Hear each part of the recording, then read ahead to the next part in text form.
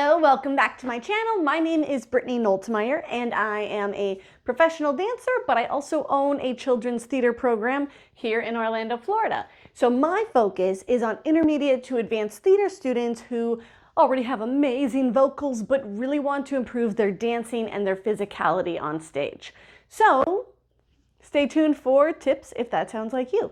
Today we're going to talk about isolations.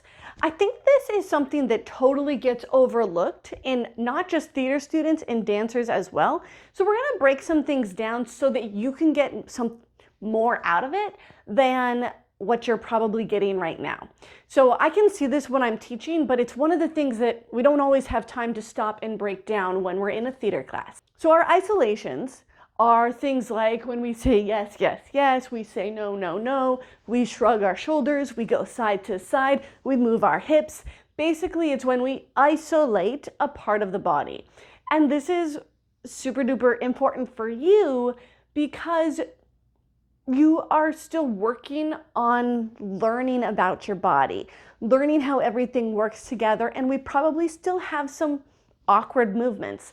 So we need to work these isolations because it helps you get in tune with your body and kind of learn what it's doing, learn where it's at. That way, when you're on stage and you're walking and you're singing, you don't end up with crazy motions, but you really are in control of where you're putting your body. So we're just going to start from the head and talk down so that you can perfect your isolations. So here we go. The head. First off, you need to see something with your eyes. It's not just a head shake. Yes, yes, yes, yes. That's not what it's about. When we're using our head isolations, we're warming up our neck. How many times have you woken up out of bed and went, oh, and you have like a pinch in your neck or something? So we want to make our actions work for us to warm up the neck, but then also to warm up our focus, okay? Because when you're acting, you need to communicate with your eyes. You need to see your scene partner. You need to use your focus. You need to use your eyes. Have you been on stage with somebody and you're looking into their eyes and their eyes are sideways or maybe staring at themselves in the mirror? If that's you, it could be you, you probably need to work on fixing your focus or your eye choreography.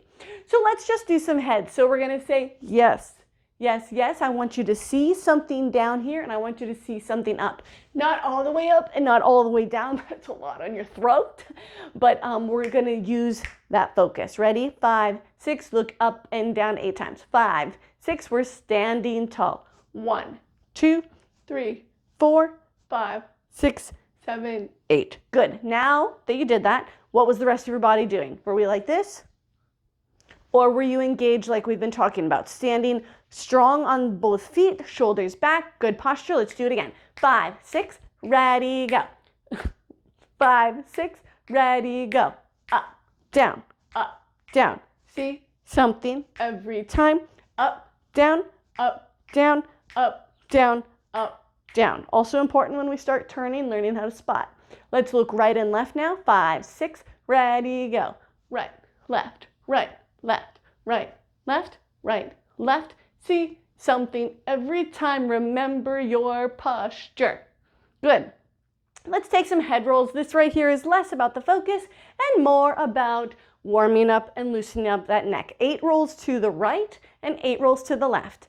5, 6, 7, go. 1, 2, 3, posture, 4, 5, 6, 7, 8. Other way. 1, 2, 3, 4, 5, 6, 7, 8. Good. Now we're moving on to shoulders. You got that head. Maybe you're a little dizzy right now. Then you got to keep working that focus.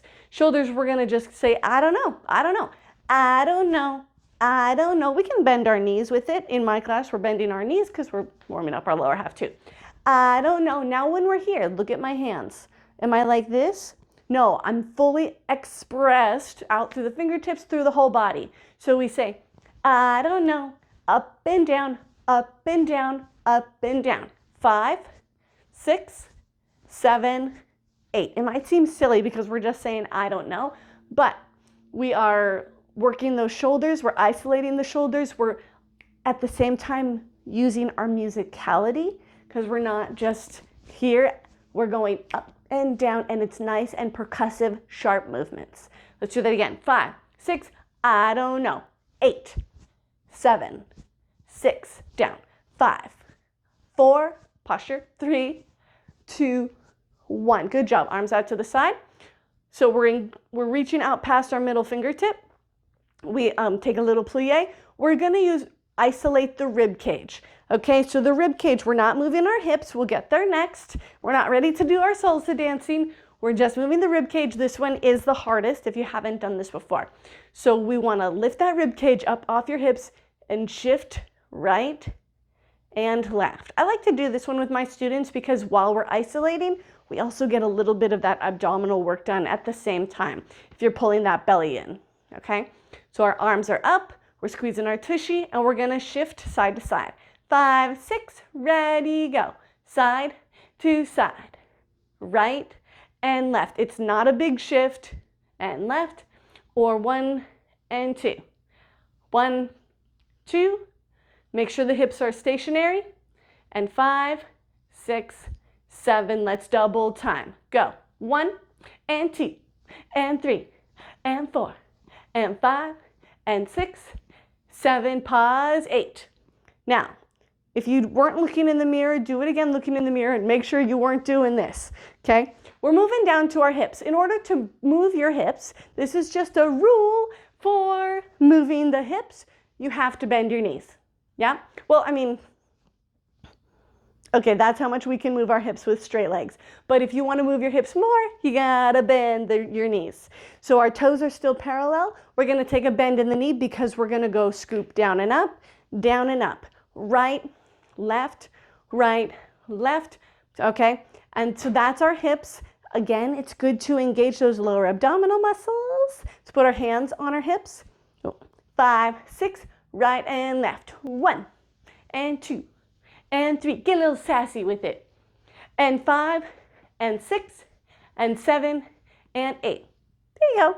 So we did head, shoulders, rib cage, and hips. So with our hips, we can go side to side, we can go front and back, we can make circles with our hips one way and then the other way. And it's good to work with all that because as we move across the stage, we're using our hips and our pelvis, and that's included with our core. So it's just good to get comfortable there. So now when you're in the studio or when you're in class, when your teacher is doing isolations, try not to check out.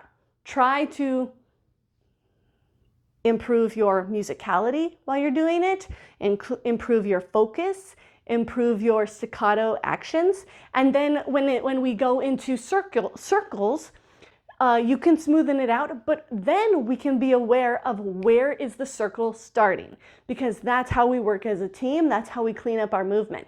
So if our teacher is giving us circle to the left, 2, 3, 4, you can see that I'm starting to the front of my left hip and I'm ending to the back of my right hip. That's how my accents are hitting. So that's what you should be doing as a student. Follow where the circle is happening rather than just this, which is what I see all the time, just circling, but we're just having a good time wiggling our hips. No, you're better than that. You're better than that. That's not what we're doing today. So we go, let's take circles, 4 to the right and 4 to the left. Hands on our hips. 5, 6, ready, go. Front and 2 and 3 and 4. Other side. 1 and 2 and 3 and 4. Wonderful. Thanks for joining me today on this lesson on isolations. You're already going to be better in class. You're so much smarter. Thanks for following along, and I will see you in the next video.